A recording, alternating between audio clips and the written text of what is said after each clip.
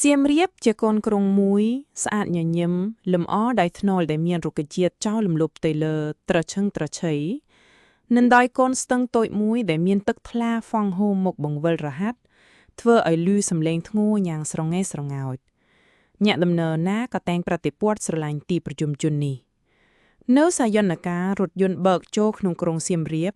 ហើយទៅឈប់ចតនៅត្រង់ផ្សារវិលអ្នកដំណើរទាំងពួងក៏ប្រញាប់ប្រញាប់ចុះពីលើឡានម្នីរកអេវ៉ាន់រីខ្លួនយាយនួនក៏ឈរនៅចិញ្ចើមថ្នល់ហើយរំបីរកមើលឆ្វេងស្ដាំ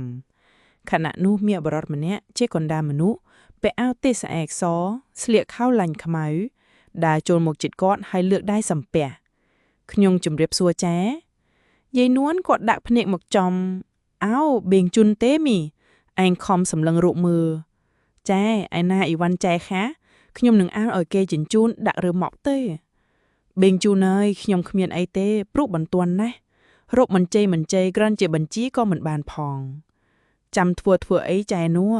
តែអញ្ជើញមកលេងខ្ញុំក៏អរណាស់ទៅហើយយីអាវីឯងសំពះស៊ឺមៀ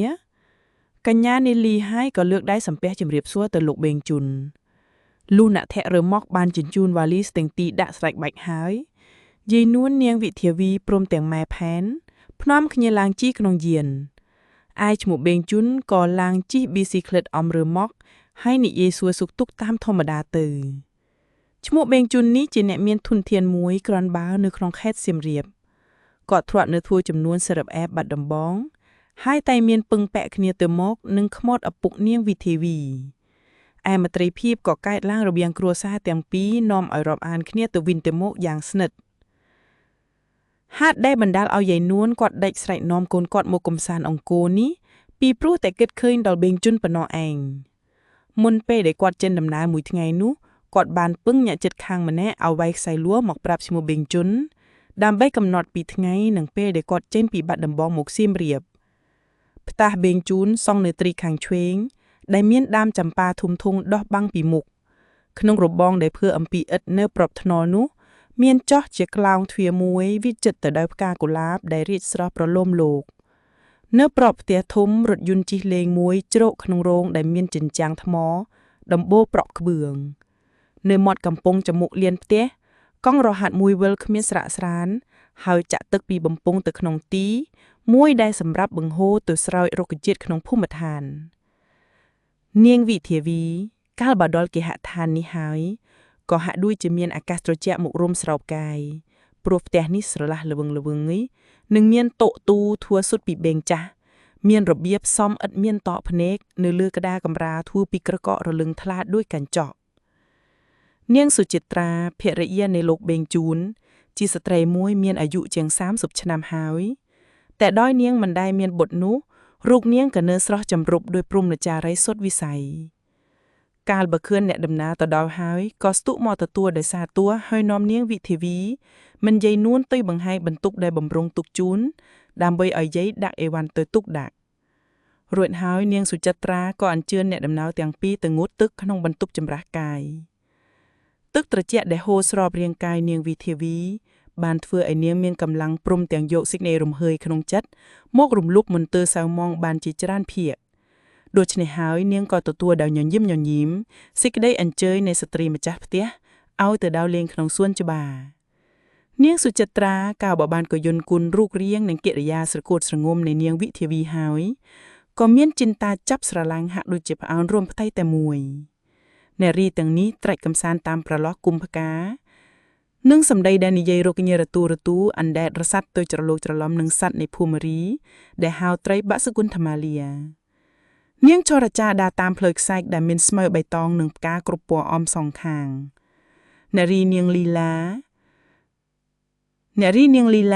ទឹកមុខញញឹមបំប្រៃកណ្ដាលទេសភាពមួយល្អឥតកោះជ័រ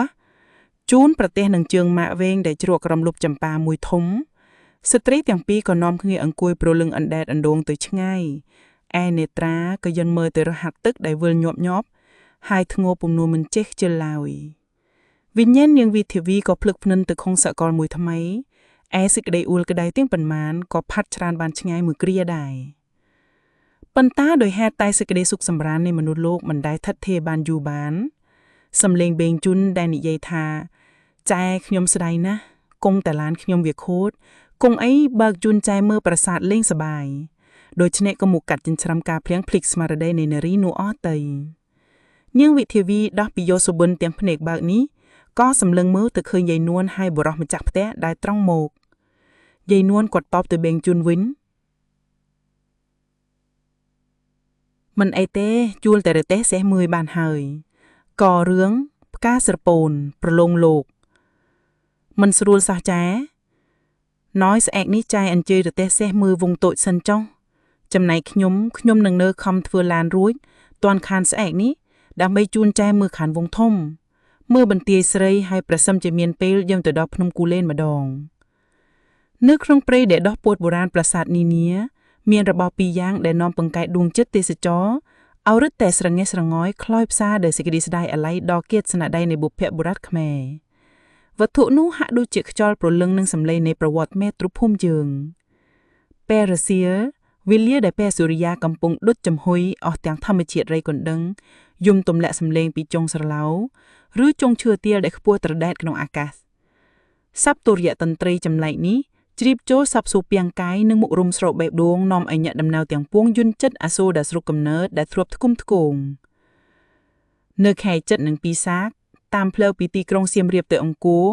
ផ្ការរំដួលបញ្ចេញរំភើយពីដៅក្រអុំឈ្ងុយបើជួនជាមានវាយុបក់បន្តិចខងអ្នកដែលដើរយកអាកាសពេលល្ងាចតាមថ្នល់នេះនឹងមានចិត្តរស័ព្ទរសាយរណ្ដែតអណ្ដូងប្រហែលជានឹងលាន់មាត់ថាទោះជាឋានតុសិតក៏មិនសប្បាយជាងនេះមើលទៅអោក្លិនរំដួលអោសំលេងរៃកម្លាំងញាក់ដូចជាទីបឱសថអ្នកឯជូនមករំសាយសេចក្តីសោកសងរេងមួយពេលបាននៅពេលរសៀនរទេះសេះមួយបរចូលតាមក្លោងទ្វារខាងច្រែកខុនកំពែងនគរធំត្រចៀកប្រុងស្ដាប់នេកប្រុងមើលនាងវិធាវីអង្គុយអែបនឹងមេដាដែលនិយាយជែកចែកនឹងនាងសុចិត្រាគ្មានឈប់មាត់នាងស្រីក្រមុំគិតក្នុងចិត្តថាអោពីបុរាណម្លេះសមមានមនុស្សអ៊ូអកោះគុំមកដេកលយក៏ឥឡូវក៏វិលទៅជាព្រៃស្វាអស់រលីងមុខគួរស្រណោះពេកនៅក្នុងពេលដែលចិត្តនាងកំពុងតែលលួយទៅនិយាយមកកាន់នាងថាមកក្មួយយើងចោះមើលប្រាសាទបាយ័នសិននាងវិធាវីរៀបខ្លួនអញ្ចោះទទួលនាងងាកមុខមើលទៅខាងថ្នល់ឃើញអង្គពុទ្ធបដិមាមួយយ៉ាងធំពិតមីសចរាចៅគង់នៅក្នុងរោងប្រុសក្បឿងឃើញដូច្នេះហើយនាងថ្លែងថាទេមីងខ្ញុំចង់ថ្វាយបង្គំព្រះអង្គវិសិនសូមយាងទៅមើលប្រាសាទជាក្រោយសេចក្តីប្រាថ្នានេះអ្នកសហចរបានយល់ព្រមផោនៅនាងនារីក៏ទាញយុទានមួយធូប3ស្រសៃពីសំណុំក៏លីឡាទៅកាន់សំណាក់ព្រះពុទ្ធរូបអង្គនោះលំដាប់ក្រោយដែលបានអុជគ្រឿងសក្ការៈបូជារួចហើយនាងក៏តាំងសូត្រនមស្ការយ៉ាងផ្ចិតផ្ចន់លុះចប់ហើយនាងក៏តាំងនឹកប្រាថ្នាសុំតែកណ្ដឹងចិត្តថាអោព្រះអង្គដែលធ្លាប់ស្រកស្រង់សត្វលង់ទឹកសូមព្រះអង្គទ្រង់សន្ទោសខ្ញុំព្រះករុណាឲ្យបានផុតរំដៅពីគ្រោះធំទាំងពួងភួងកំណាច់ចិនឲ្យហើយឲ្យខ្ញុំព្រះករុណាជួបតែបងប៊ុនធឿនដែលជាគូព្រេងកំសត់រឿងទៅនាងវិធាវីកំពុងតែផ្ចិតផ្ចង់បុណ្យយ៉ាងនេះស្រាប់តែមានរថយន្តមួយបើកមកឈប់ប្រប្រទេសសេះនាងដាក់ភ្នែកមើលទៅឃើញនាងធូនិងចៅណៃស៊ូតដើរមកចម្រងនាងក៏លើកនេត្រាសម្លឹងទៅចំព្រះផាប់ព្រះពុទ្ធរូបដែលនៅតែញញឹមស្ងួតដូចពីមុនទឹកភ្នែកហូរមកស្រោបនាងចំប្រប់នាងនៅក្នុងចិត្តថាអោព្រះអង្គអើយមកជ្រែកមកដល់ទៀតហើយឯយាយនួនដែលអង្គុយរងចាំពីក្រោយខ្នងគាត់នោះកានបើបានឃើញដន្លងគាត់មកដល់ក៏ស្ទុះទៅសាកសួរសុខទុក្ខដែលរកទានក្រោយដែលបានលើកដៃសំពះសួរគ្នាទៅវិញទៅមកជាមួយនឹងនាងសុចិត្រាហើយនាងធូនិយាយទៅកាន់យាយនួនចែអើយចែការដែលខ្ញុំប្រទេសចែនេះផ្សារស្វ័យប៉ោរួចខ្ញុំត្រឡប់ទៅផ្ទះវិញនោះខ្ញុំបានប្រាប់ណៃស៊ូតថាចែអញ្ជើញទៅលេងអង្គរនោះណៃស៊ូតក៏ចេះតែកន្តក់កន្ទិញឲ្យខ្ញុំនាំវាមកដើម្បីយកឡានមកជូនចែដើរលេង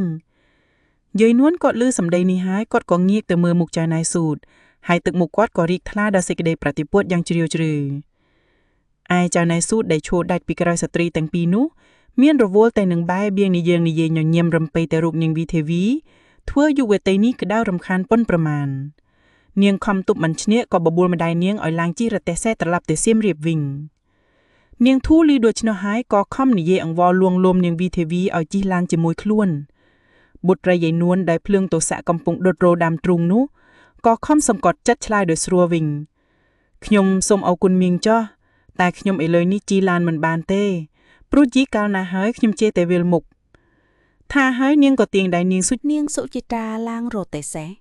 ឯយាយនួនដែលស្មារតីនៅតែនឹងឡាននាងធោក៏ធ្វើមុខយូរហើយដើរតាមកូនគាត់ទៅដោយទាល់គំនិតកាលដែលយាននៃស្ត្រីទាំង3នាក់ចរបានបន្តិចទៅមេឃខែចែកដែលថ្លាត្រជាក់ជាច្រើនថ្ងៃមកហើយក៏ប្រែជាងងឹតមានពពកខ្មៅតន្តាប់មកបាំងពន្លឺព្រះអាទិត្យភ្លាមព្រមទាំងមានព្យុះបក់ធូលីនិងស្លឹកឈើហ៊ុយដង្កូលផងហើយមិនយូរប៉ុន្មានក៏មានភ្លៀងបង្ហូរធាក់មកដោយគ្រាប់ធំធំជះសាយទៅទឹកស្ត្រីចាំង3រងាញ័រខ្លួនចាំប្រប់ទួយពេលនោះរទេបដល់ភូមិមុខនេះដែលនៅត្រង់មុខប្រាសាទអង្គរវត្តនាងសុចិត្រានិងយាយនួនក៏បបួលនាងវិធាវីឲ្យជ្រកភ្លៀងនៅតែនោះសិន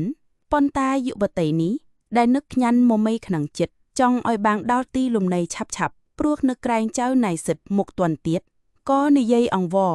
ឲ្យរទេខំស្រោតដំរាំងទៅសៀមរាបតែម្ដងនៅពេលល្ងាចនោះនាងវិធាវីកើក្តៅរោក្នុងខ្លួនហើយបណ្ដាលឲ្យនាងទៅជាក្រុននិទ្រាដណ្ដប់ជួយឥតបានទទួលម្ហូបអាហារអ្វីឡើយ